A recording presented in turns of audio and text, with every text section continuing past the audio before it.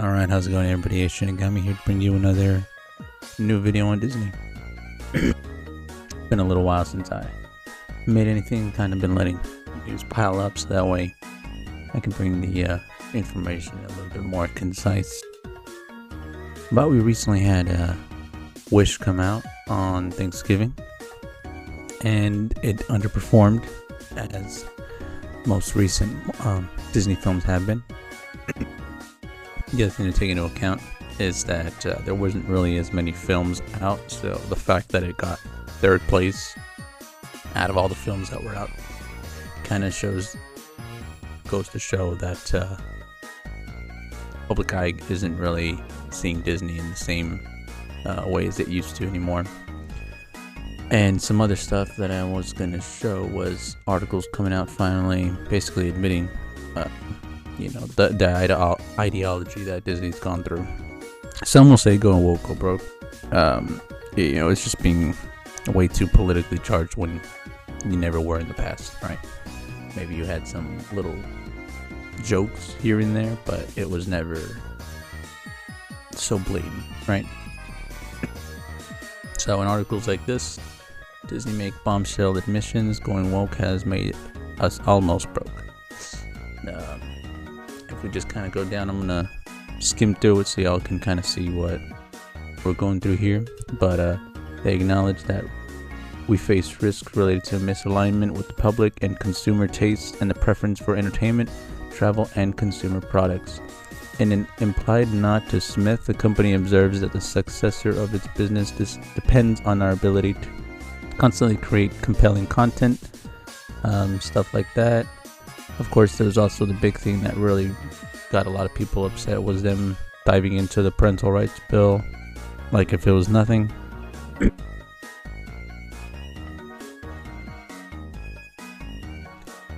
Disney has reportedly lost billions just on 4 of the recent woke movies that they've had come out, pushing political agendas or storylines. People have made that very apparent. Yet until now, the company has continued to roll out underperforming movies as revenue has dropped. For shareholders, it seems counterintuitive that corporate executives would trade off profits for political or social agendas. However, it does serve as a rationale for individual corporate executives who are professionally advanced when they champion such causes. For example, when Alicia from Bud Light pledged to drop Bud Light's Friday reputation, that ended up diminishing Bud Light's pretty much numbers significantly, and they haven't recovered since then, right? Same trend is still going on with media and other stuff like that. And now, while advocacy journalism is okay, right?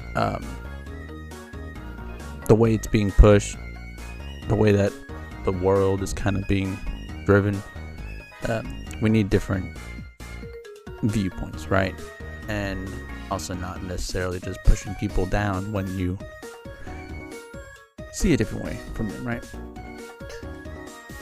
Alright, and the same is true with academia, where universities and colleges have roundly criticized for their intolerance of opposing views and for purging faculty and of conservatives of liberal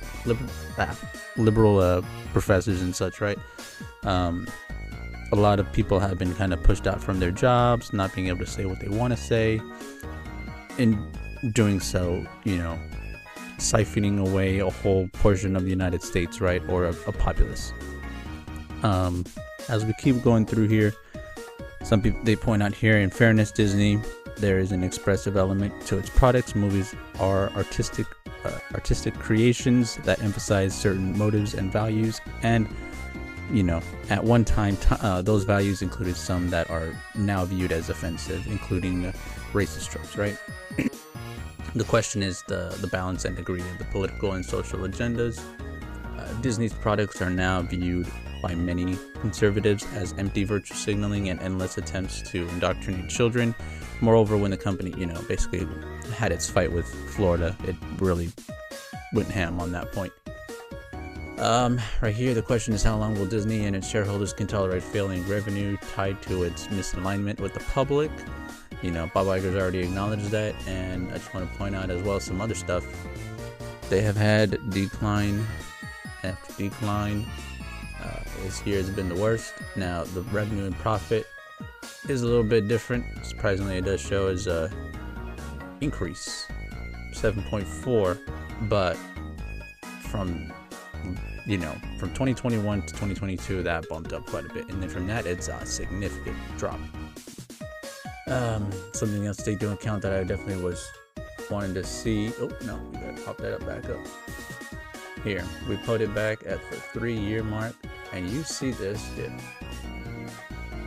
It has been under there for a minute, and it really seems like they're not gonna get back to the high 150s again. Last and foremost, I'm gonna have one more clip play and then just kind of show what I'm talking about.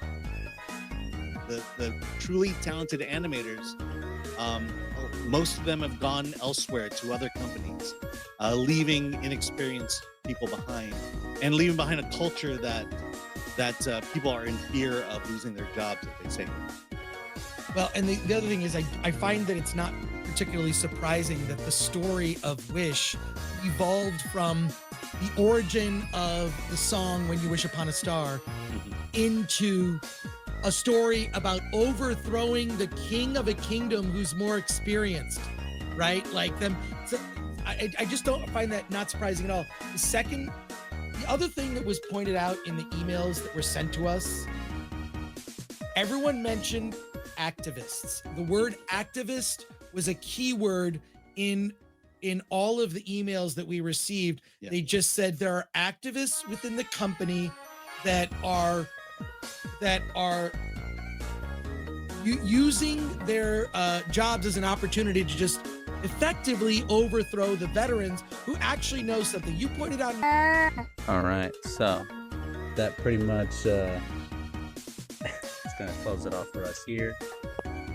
What we got going on here is a tester.